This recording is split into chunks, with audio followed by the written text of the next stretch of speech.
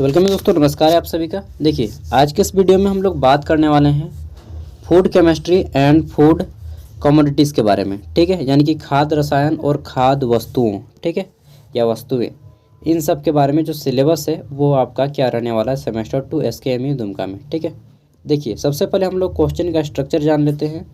यह paper BA BCom basis हर कोई रख सकता है, लेकिन मैक्सिमम BSc के कैंडिडेट ही रखते हैं और स्पेशली वे लोग जो बायोलॉजी को करते हैं वही लोग स्पेशली रखते हैं, लेकिन हर कोई रख सकता है। मैं फिर से बोलूं, इसे हर कोई रख के पढ़ सकता है, ठीक है, एग्ज़ाम दे सकता है। पेपर आपका 75 मार्क्स का होगा एक्सटर्नल, 25 मार्क्स का होगा इंटरनल, कुल मिला के 100 मार्क्स का पेपर रहेगा। इन दोनों को मिला के आपको 40 नंबर लाना है। इंटरनल और एक्सटर्नल दोनों एग्ज़ाम को जोड़ के 40 नंबर लाइएगा, इस पेपर में पास हो जाइएगा। ठीक है, एक्सटर्नल की हम लोग बात करेंगे तो यहाँ पे आपका 3 घंटा टाइमिंग दिया जाएगा एग्ज़ाम में। पेपर आपको 2 भागों में बटा रहेगा, group A and group B. ठीक है, कितने भागों में बटा रहेगा? 75 मार्क्स का पेपर 2 भागों में, group A and group B. ठीक है, ग्रुप ए में आपके दोस्तों 1 मार्क्स वाले 5 क्वेश्चन रहेंगे और 5 मार्क्स वाले 2 क्वेश्चन रहेंगे। ये हो जाएगा ग्रुप ए। ठीक है, फिर आएगा ग्रुप बी। ग्रुप बी में आपके सभी 15 मार्क्स वाले टोटल क्वेश्चन रहेंगे 6 को, जिसमें से किसी 4 को आपको बनाना होगा। ठीक है, तो 15 जो का 60 मार्क्स आपका यहाँ से हो जाएगा। अब चलिए देख लेते हैं, ये तो क्वेश्चन का स्ट्रक्चर है। क्वेश्चन में कहाँ से क्या क्या आएगा, देखिए मैंने इसका हिंदी और इंग्लिश दोनों में दे दिया है PDF। ठीक है, आपको करना क्या है, अगर आपके पास बुक होगा तो बुक पढ़ लीजिएगा, गेस्ट पेपर होगा तो गेस्ट पेपर पढ़ लीजिएगा, और दोनों नहीं है तो आपको क्या करना है उस कंडीशन में मैं बता रहा हूँ। ठीक है, सबसे पहले देखिए, अगर आपको इंग्लिश में समझ में आता है तो इंग्लिश में पढ़िएगा, हिंदी में समझ में आता है तो हिंदी में। फिलहाल तो मैं हिंदी में ही बताऊंगा। ठीक है, तो देखिए इसमें पहला अभी केवल हेडिंग सब जान लेते हैं इंग्लिश का। Introduction to food chemistry. ठीक है, खाद्य रसायन के बारे में जानकारी जानना है पहला वाला में, फर्स्ट यूनिट में। सेकेंड यूनिट में आपको जानना है यहाँ पे कार्बोहाइड्रेट के बारे में डिटेल में। ठीक है, पॉलीसेकेराइड, डाइसेकेराइड, इन सब के बारे में जानना होगा, मोनोसेकेराइड।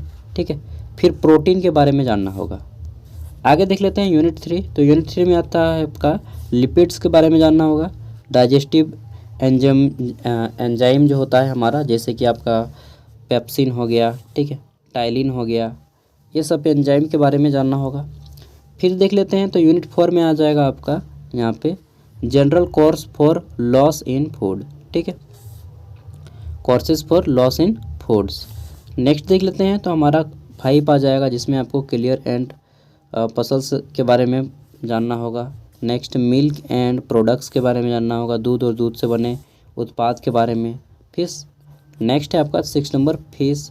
ठीक है, पोल्ट्री एंड मीट के बारे में जानना होगा। पोल्ट्री खाते हैं ना बहुत ज़्यादा, मैं खाता हूँ लेकिन संभल के खाता हूँ। वेजिटेबल एंड फ्रूट्स के बारे में जानना होगा। फिर आपको जानना होगा यहाँ पे शुगर एंड शुगर प्रोडक्ट, चीनी और चीनी से बने उत्पाद के बारे में। ठीक है, चैप्टर थोड़ा सा बड़ा है आपका, सिलेबस थोड़ा सा बड़ा है आपका, लेकिन आपको पढ़ने में बहुत ज़्यादा इंटरेस्ट लगेगा। फिर आपको जानना है फैट एंड ऑयल्स। ठीक है, वसा और तेल के बारे में जानना होगा। नेक्स्ट है आपका यहाँ पे आपका रेजिंग एजेंट्स के बारे में जानना होगा। आगे देख लेते हैं तो फूड एडजक्ट्स के बारे में जानना होगा, और इसके बारे में शायद मैंने भी नहीं पढ़ा है, फूड एडजक्ट पढ़ा होगा बहुत कम नाम। आगे देख लेते हैं साल्ट, नमक के बारे में जानना होगा। ठीक है, फिर आपका है तो बेवरेज के बारे में जानना होगा। तो ये है टोटल तो इंग्लिश वाले वर्ड्स हैं। अब चलिए हम हिंदी में देख लेते हैं। ठीक है, यहाँ पे सजेस्टेड बुक दिया गया है आपका 2 को, इनमें से किसी आप एक बुक को पढ़ सकते हैं। वैसे बुक पढ़ने का जिनको भी शौक़ है वो बुक पढ़िएगा, जिनको गेस्ट पेपर पढ़ने का शौक़ है गेस्ट पेपर, जिनको दोनों समझ में नहीं आता है या पढ़ने का मन नहीं है तो आप मेरे बताए तरीके का फॉलो कीजिएगा। वैसे कोई भी फॉलो कर सकता है। सबसे पहले क्या करना है, आपको प्रत्येक टॉपिक को एक पेज में नोट करना है, जितना भी सिलेबस है। यहाँ पे जहाँ पर भी कॉमा आता है, ये देखिए यहाँ पे खाद्य रसायन, जल और बर्फ का परिचय। ठीक है, इसको यहाँ पे कॉमा कर दिया है तो इसको एक लाइन में लिखिए। फिर लिखिए खाद्य पदार्थों में नमी। ठीक है, इसको एक लाइन में लिखिए। फिर लिखिए हाइड्रोजन बंधन। ठीक है, इसको एक लाइन में। फिर बंधा हुआ पानी, इसको एक लाइन में। अगला है आपका जल गतिविधि और खाद्य स्थिरता, इसको एक लाइन में।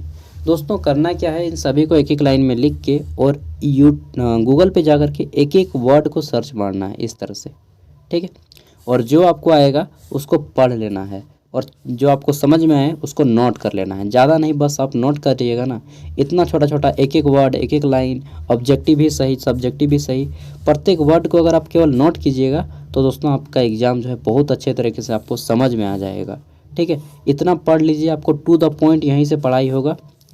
जैसा मैं बता रहा हूँ ये आपका टू द पॉइंट पढ़ाई है। बस इसमें मेहनत क्या है, आपको सर्च मारना होता है, पढ़ना होता है एक एक पॉइंट के बारे में।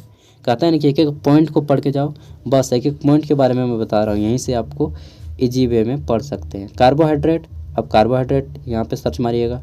फिर आपको सर्च मारना है खाद्य पदार्थों में मोनोसेकेराइड के बारे में, ओलियो और पॉलीसेकेराइड के वर्ग के बारे में, संरचना के बारे में, ठीक है। तो ये मैंने टिप्स क्या बताऊँ, तरीका बताऊं जैसे कि मैंने पढ़ता था और मैंने अपने ग्रेजुएशन, पोस्ट ग्रेजुएशन, ठीक है, इस तरह से मैंने पढ़ा है और मेरे क्वेश्चन कभी नहीं छूटे हैं। मतलब छूटे हैं यार, 40 जैसे ऑब्जेक्टिव भी आया करता था कभी कभी 40 में, तो इसमें 32-33 मेरे इजीली क्वेश्चन से बन जाते थे, ठीक है, जब मैं ग्रेजुएट किया करता था। पोस्ट ग्रेजुएशन में मैं भी मेरा क्वेश्चन नहीं छूटा है, ठीक है। पोस्ट ग्रेजुएशन में तो ऑब्जेक्टिव ही नहीं आया था मेरा, इग्नू से किया था। तो आप लोग भी इस तरह से कर सकते हैं एंड अच्छे मार्क्स स्कोर कर सकते हैं। बाकी आपका जो पेपर है mathematical and computational thinking, language and communication skill और ग्लोबल एंड सिटीजनशिप एजुकेशन, सभी के लिए कंपलसरी ये 3 को पेपर रहेगा। इस पर आप ज़्यादा फोकस कीजिएगा, ठीक है। बाकी सभी तो पार लग जाइएगा, ये मैथ वाला थोड़ा सा आपको दिक्कत करेगा, mathematical and computational thinking, language and communication skill English वाला, ठीक है। हिंदी मीडियम के विद्यार्थियों को थोड़ा सा दिक्कत होगा और स्पेशली आर्ट्स वाले कैंडिडेट को, ठीक है, क्योंकि आर्ट्स वाले कैंडिडेट मैथ से थोड़ा सा उनको टफ लगता है, डेफिनेटली टफ लगता है। और इंग्लिश भी थोड़ा सा टफ लगता है क्योंकि झारखंड में हिंदी भाषी राज्य है, तो यहाँ पे इंग्लिश का उतना बोलबाला नहीं है, ठीक है। बाकी इसका PDF का लिंक मैं वीडियो का डिस्क्रिप्शन में दे रहा हूँ और सभी के पेपर मैंने दोस्तों अपलोड कर दिया है हमारे चैनल के। आप प्ले लिस्ट पर जाइएगा तो प्ले लिस्ट पर मिल जाएगा, सभी का प्ले लिस्ट बना हुआ, प्रीवियस ईयर क्वेश्चन पेपर के, इंपॉर्टेंट क्वेश्चन के, सब का सेक्शन बना हुआ है, ठीक है। थैंक यू, बाय, मिलते हैं नेक्स्ट वीडियो में। इसी तरह से हम आपको गाइड करते रहेंगे बीच बीच में, ठीक है।